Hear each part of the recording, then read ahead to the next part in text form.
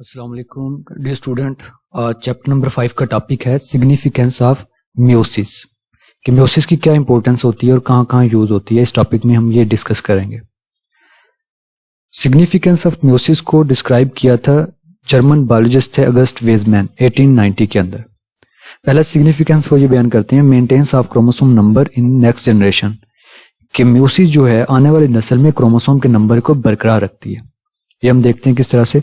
Meiosis is essential for sexual reproduction. Sexual reproduction जो होती है उसके लिए म्यूसिस जरूरी होती है। MCQs in human diploid gamete mother cells और germline cells undergo meiosis to produce haploid gametes. क्या होते हैं कि बॉडी के अंदर डिप्लॉयड गमीट मदर सेल्स या जर्मलाइन सेल्स, एक ही सेल्स के दो नेम है, इनके अंदर म्यूसिस होती है जिसके नतीजे में हप्लॉयड गमीट्स बनते हैं। यहाँ पर ये गमीट्स मदर सेल्स है जिसके अंदर ये डिप्लॉयड है और डिप्लॉयड का मतलब इसके अंदर 46 क्रोमोसोम्स हैं। फिर इसके अंदर म्यूसिस होती है। म्यूसिस होने के नतीजे में इससे बनते हैं 4 हप्लॉयड डॉटर सेल्स। इन डॉटर सेल्स को गमीट सेल्स भी कहते हैं। Male and female gametes unite to form diploid zygote which undergo repeated mitosis and develop into new diploid humans. क्या होता है कि फिर इन गमीट्स जो हैं ये आपस में मिलते हैं।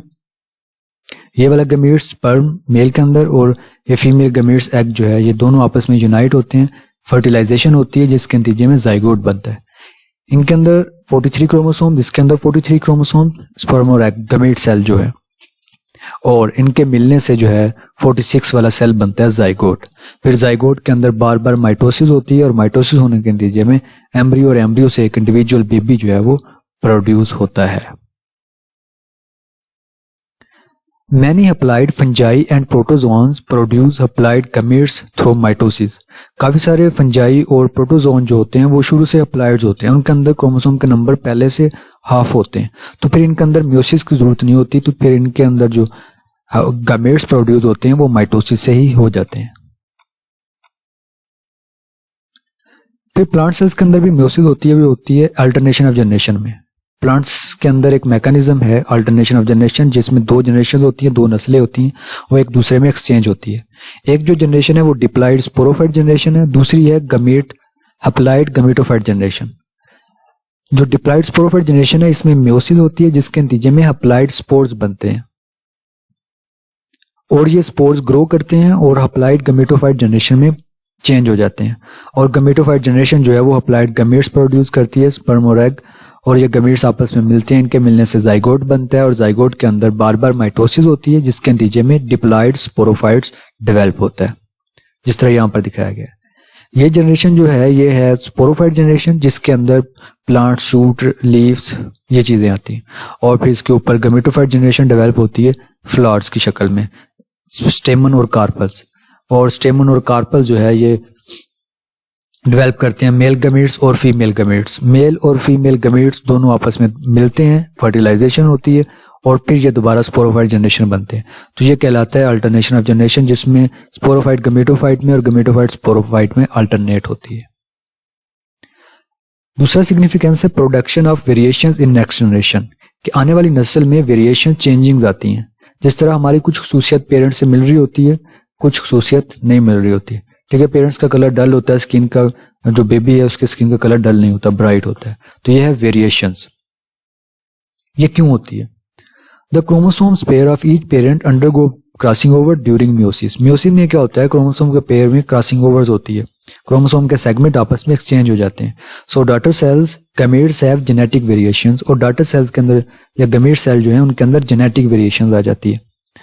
When gametes fuse and form zygote, its genetic makeup is different from both parents।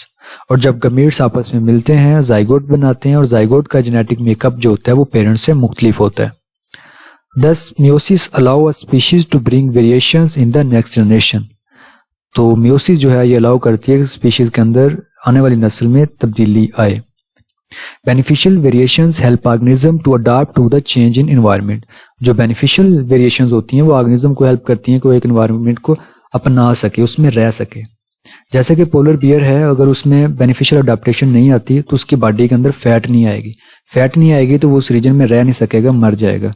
अगर उसके अंदर बेनिफिशियल अडेप्टेशन आती है उसके बच्चों के अंदर फैट ज्यादा बनेगी, ज्यादा फैट होगी तो वो ज्यादा इजीली उस एनवायरनमेंट के अंदर, ठंडे एनवायरनमेंट के अंदर रह पाएंगे।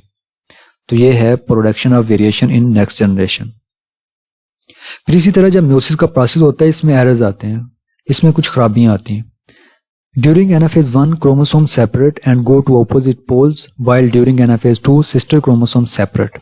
जब एनाफेज 1 में क्रोमोसोम सेपरेट होते हैं और इसी तरह एनाफेज 2 में भी सिस्टर क्रोमोसोम सेपरेट होते हैं और इस प्रोसेस को कहते हैं डिसजंक्शन, कि क्रोमोसोम अलग-अलग हो गए। Sometime the separation is not normal, पांच दफा सेपरेशन नॉर्मल नहीं होती, क्रोमोसोम अलग नहीं होते, दोनों क्रोमेटिड साथ रहते हैं एक ही क्रोमोसोम में, तो यह कंडीशन कहलाती है नॉन डिसजंक्शन। जिसके नतीजे में क्या होता है कि बनने वाले सेल जो हैं, गमीट्स जो हैं, उसमें क्रोमोसोम के नंबर कम या ज्यादा होते हैं और अगर ये गमीट्स आपस में मिल भी जाएं तो उनके बनने वाला जो जाइगोट है, जो ऑर्गेनिज्म है, उसके अंदर भी क्रोमोसोम के नंबर कम या ज्यादा होंगे, या 47 या 45 क्रोमोसोम्स होंगे इन ह्यूमंस के अंदर। तो इस तरह से डेवलप होने वाला ऑर्गेनिज्म जो होता है वो अबनॉर्मल होता है, जैसे कि खाजा-सरा है, सिंड्रोम जो है। अल्लाह हाफिज।